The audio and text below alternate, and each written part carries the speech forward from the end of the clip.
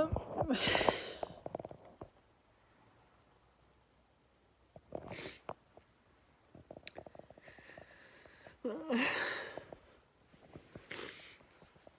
gosh,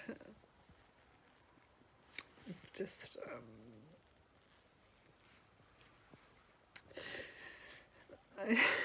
I think this is just a little, you know, like a little slice of life, I suppose, of just the kind of rejection I get, and I really don't want to talk about it, but I think I just have to record like these things. I'm really pushing myself to, I mean, the crying and all that kind of stuff, this is not new, it's just me really, really getting down on record the reality of my life. You know, it's never my aim to create videos that just show me in a particular light. It's just that when I'm in a particular mood, I feel more like making videos, and it's never when I'm like this.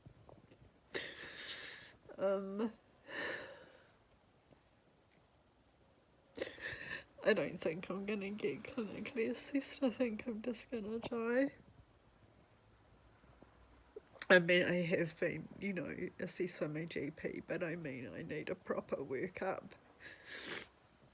And I don't, you know, like the neuropsychiatric and physical workup, you know, then it's not gonna happen.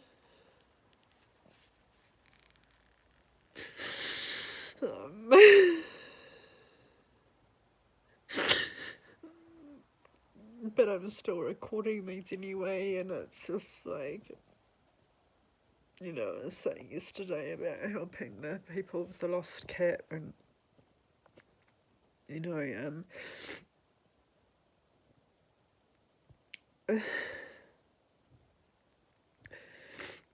one of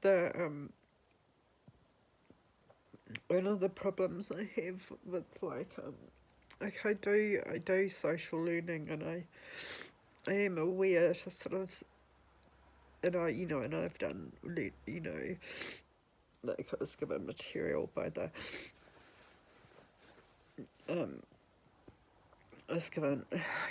been given material to look at by, you know, specialists and stuff, just to understand autism more, and I don't know, I've sort of self-referred to, you know, experts and stuff, and you know, like I just have to hold a mirror up to myself and, you know, try to correct social errors. But it's like, you know, if you quit smoking, then you just quit, like you just stop smoking. But if your addiction is food, you can't just quit food, you've just got to find a balance, and I don't know where the balance is.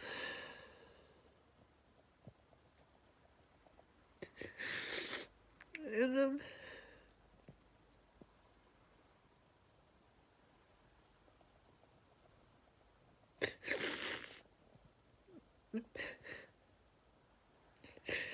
and that's why predators find me so easy, and that's why normal people don't want to get contact with me, because they think I'm a weirdo.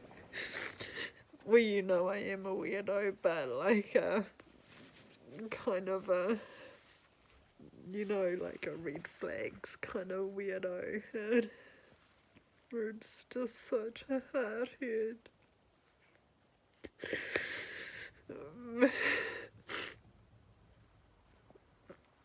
When I went to, you know, I really did sort of drop everything to help these guys yesterday. And it just turned, as I said, it turned out that two of them have just needed to retreat a bit. One just sort of temporarily, because she's home really quite unwell with you know, it was sort of a contagious bug which, you know, like will pass. But, you know, everyone's got stuff going on in their lives and they can't devote their whole lives to, you know, like trying to find someone else's cat. Because it's I mean, you know, people are still looking for Madeline McCann, and, you know, like, people can't do that for a cat. They can't. I mean, for the owner, it's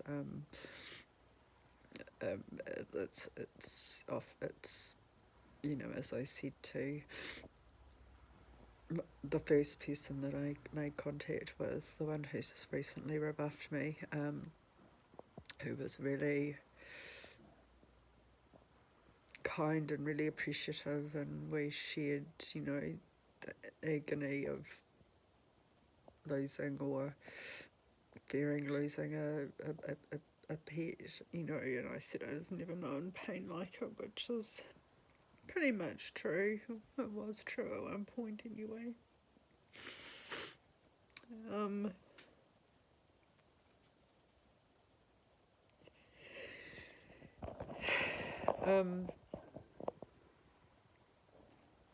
Anyway, I had to meet her in quite a big hurry yesterday. Well, I didn't have to, but, you know, I sort of just mean that in a colloquial sense.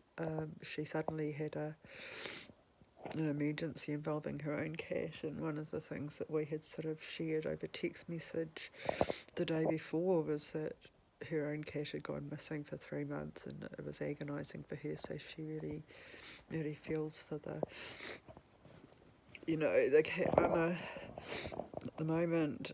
And then all of a sudden, yeah, like her cat got sick, and it was one of those for her, you know, completely like overtaking emergencies, and I guess through her sense of duty or whatever, she still was going to get the flyers to me. It's not a duty to me, you know, and I agreed to meet her at the Edgeware shop, you know, which is sort of 5 or 10 minute walk for me, and, you know, I dropped everything to go and just picked them up, and I said, can you get some tape? And she was just like, I don't have any, you know, like, I know how that feels. I'm not saying that I can empathise in this particular situation, because I don't know enough about it, but I know that thing where you just can't take anything more. But it's like, look, I'm not buying I'm not buying tape. I'm sorry, I'm not buying tape. Yeah, I didn't say this, but it may not be her cat or her problem, and she agreed with me that I would just take her name off the posters with Vivid, because she had to sort of go and focus on other stuff. I think she's got longer term health problems. But by the same token, it's like, I'm fresh on the scene and I've got nothing invested in the situation, you know, except for the reasons that I've, you know, I expounded yesterday. So it is a personal investment, but not a personal gain. In you know, I mean, that's almost like I'm saying nothing really, but you know what I mean. Like, it's like, I know you're not doing me a favour, but also bear in mind that I am doing you a favour. Like, I'm taking this off you, and yeah, so anyway, she was like, I've got no time to even think about tape, but she did buy tape, and she handed it over, and she had a nice gentle manner about her, and she was, you know, very sensitive and very, you know, she said, thank you so much, you're very kind. And I said, that's fine. I said, you know, the burden's off you now, just look after your baby. I've never thought of my pets as my babies, but I've been very, very, very attached to them, that's for sure. And maybe perhaps we mean the same thing by that.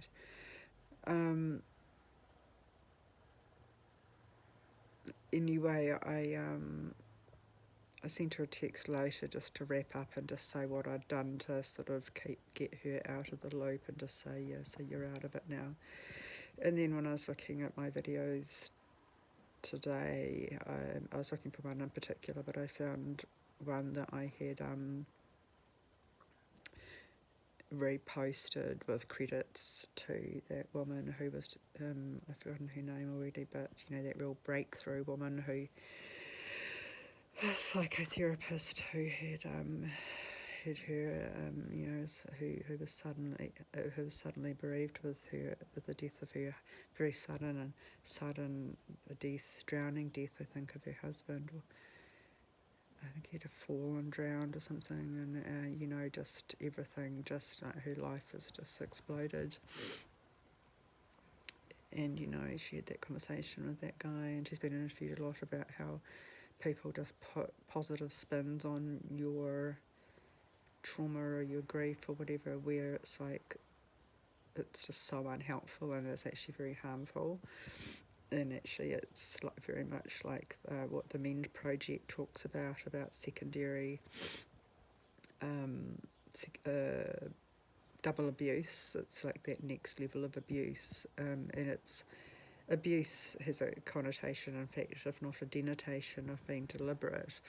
So it's I do, you know, repeat that term with caution, because you risk getting into situations where other people are held accountable for your feelings.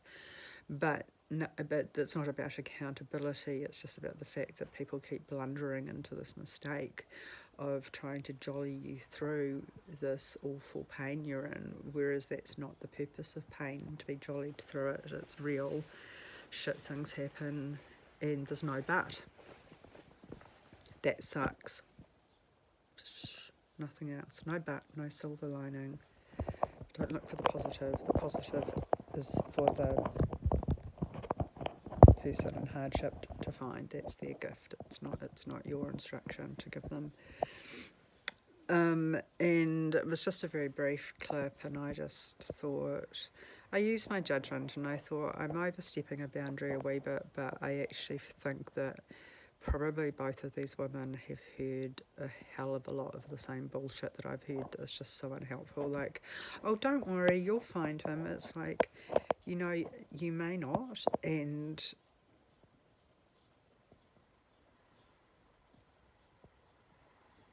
you don't need people to force feed the hope that you're already trying not to relax into, because hope is a very treacherous emotion. Hope is not a... Well, there's hope and there's hope. There's the feeling of hope, and then there's the justification of hope, which is not an emotion, it's a probabilistic sort of, you know, like, what are the chances, or here are the odds, you know. So, you know, if you've got good odds, like if your doctor says to you, oh, it looks like you've got a 60% chance of beating this cancer, I mean, that's the kind of hope that you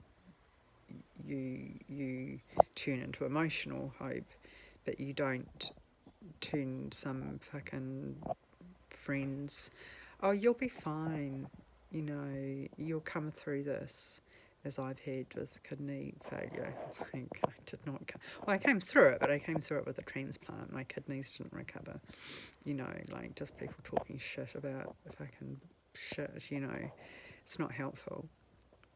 And I knew, you know, my kidneys were on a, you know, like, there was no you know, at that point it was pretty much a lost cause. There was no indication that they were going to pull through. So hearing that false spoon feeding of hope is it's offensive. It's offensive, And so I just sent this little clip to the cat mama who I heard back from, who seems to be lovely. And then I also sent it to the other one the main one I had been communicating with, whose name I'd take. I said, I'm just going to remove you from all of this. You go and focus on your stuff, because she was burnt out from it. And then I got a reply back from her, not the cat mama, but the other one who gave me the posters, and she said, sorry, who is this? And I said, oh, it's Caitlin. And I said, sorry, I'm not intending to keep in touch with you, because I know that you need to be out of this and focus on your own stuff. I just really thought that this would, help. Which is kind of ironic, but it's not really ironic. It seems ironic. It seems like I'm one of those people who are doing the same thing, but I'm not. I'm one of those people who's giving comfort by going, oh my God, you're going to get a lot of fuckheads telling you that your cat's going to be fine, whereas your cat may die. I'm not so aspy that I said that, but I did say, I showed the truth in the video, that things aren't always okay, and don't tell people that things are going to be okay when you've got no reason or justification to do it, and that what they're feeling is not something that you have any jurisdiction to hurry them through. And then she replied, and I, it's easy to read a hostile tone, and I read it again, and there was no hostile tone, but it was just firmly, yes, I think the contact needs to end now, Caitlin, thank you. And you can't blame, there's no, that's a real blow, and it's really upset me. But she hasn't done anything wrong.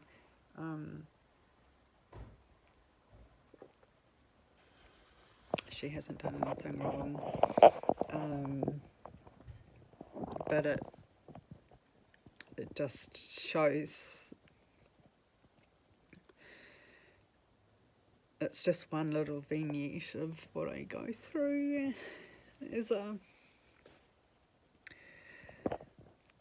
it's just like being partially blind. It's just, having, one eye, not being able to have that depth perception. That's what it's like. It's like I just keep making these blunders and really just hurting myself and coming across as probably a bit creepy. I'm not trying to insinuate myself into these people's lives, because I've already made it clear that I can't trust anybody, and I wanted to get onto the posters and stuff really quickly, because the thing is that I can't make a long commitment to this, because I don't know if I'm going to be alive beyond next week.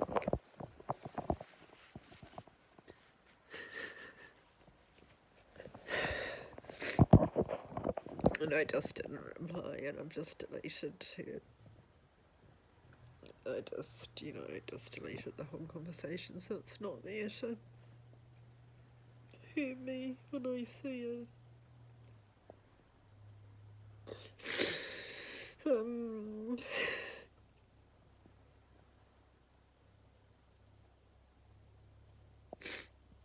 And then I was talking to the other one who was quite local, and I think she's a bit older. I got her voicemail to start with, and she had one of those quite posh voices that sounded and also she might have been in her 60s, although I don't know, she may not be at all. And we've been communicating a bit more, because she's more dedicated, but she's just not in a good position at the moment, being basically bedridden. And she does want, she was saying that the kids of the cat mother who's moved are here, but they're not you know, they were the ones who were supposed to pick up and deliver the posters and stuff. So it turns out that I'm really picking up, you know, when I got in touch, it was quite timely, because it's not as if they've stopped. They're not in abeyance, you know, they're not in a, I mean, they're in a horrible holding pattern, but they're not in an urge. They're still very much active, and there are posters waiting for these kids to pick up, and I don't know how old they are, probably more like in their 20s or something, but, you know, like, so, you know, I popped up at sort of the right time to sort of step into where the kids went, and, you know, like, I'm totally local, so it's something that I can do. Yeah, and, you know, she was saying, you know, that, you know, she's a real cat person and a real animal lover, and, you know, she thinks that animals can be, you know, more trustworthy than people. And I was like, oh my God, that's amazing. And I sent her the clip of when I was pretty much saying that, and then the twist was that that's when I found the poster for the cat, and I looked at it. It was just really interesting. It was after the time that I found Tommy, and we had that totally, like, you know, he was just a different cat. He was, yeah. And I sent her that, and I felt that I could sort of confide a bit more. And she had suggested that we catch up for coffee at some point, because she said, you know, it's kind people are quite rare these days. And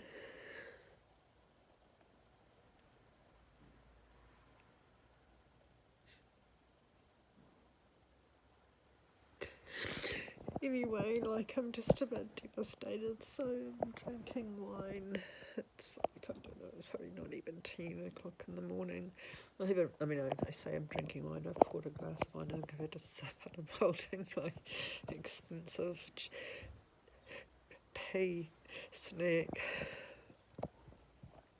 And having my groceries delivered. I don't have the energy. I've got to go. Well, I don't have to.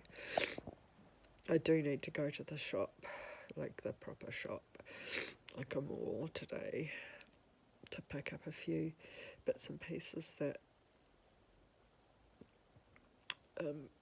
Countdown didn't have at the right price, so I've got to go and pick up, and I can't afford to get 2 different sets of deliveries. But it does mean that I don't, they didn't give me my fucking water. I just realised that, for fuck's sake, that's why I get deliveries, because I don't want to take water home. Oh.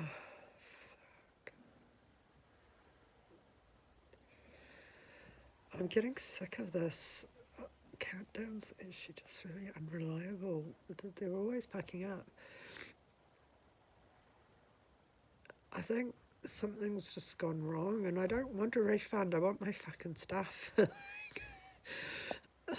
So I order it because I need it, not because I want to go through rigmarole and get my money back. I gave you the money so I could get the stuff in return. I didn't give you the money so you could refund it to me. Oh, God. Anyway, yeah. Anyway. No more pain.